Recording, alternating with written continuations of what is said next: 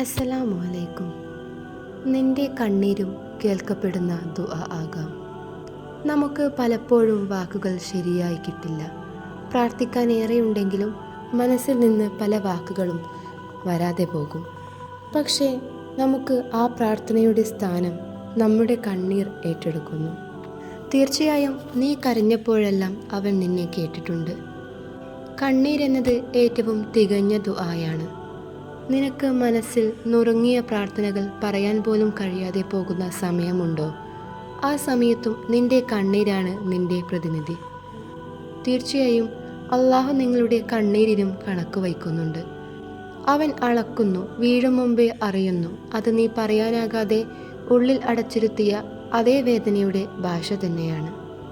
പ്രവാചകന്മാരുടെ കണ്ണീരും ഒരു ദുആ ആയിരുന്നു. യാക്കൂബ് നബി കരഞ്ഞു. അദ്ദേഹം അള്ളാഹുവിനോടാണ് തൻ്റെ വിഷമങ്ങളും ബുദ്ധിമുട്ടുകളും പരാതി പറഞ്ഞത്. കണ്ണീരെന്നത് അള്ളാഹുവിൻ്റെ മുന്നിൽ താഴ്മയാണ്. അത് ദൗർബല്യമല്ല. അത് അള്ളാഹുവുമായുള്ള നമ്മുടെ ബന്ധത്തിൻ്റെ അടയാളമാണ്. കണ്ണീർ കൊണ്ട് ഉണ്ടായ ബന്ധം വാക്കുകൾ കൊണ്ട് പോലും സ്ഥാപിക്കാനാകില്ല. തീർച്ചയായും അള്ളാഹു പറയുന്നുണ്ട്, എൻ്റെ അടിമ എന്നോട് ചോദിക്കുമ്പോൾ ഞാൻ അവരുടെ അടുത്തു തന്നെയാണ്.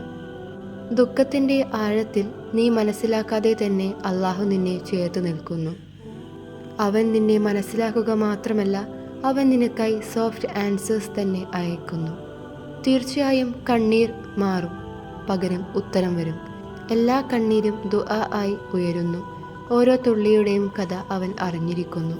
നീ പറഞ്ഞില്ലെങ്കിലും അവൻ മറുപടി അയക്കുന്ന ഒരു കാലം ഉറപ്പാണ്. Do not lose hope in the mercy of Allah. നിന്റെ ദുഃഖത്തിൽ, നിന്റെ വിഷമങ്ങളിൽ പോലും നീ കരയുന്നു. അതിൽ തീർച്ചയായും അവൻ നിന്നെ സ്നേഹിക്കുകയും ചെയ്യുന്നു.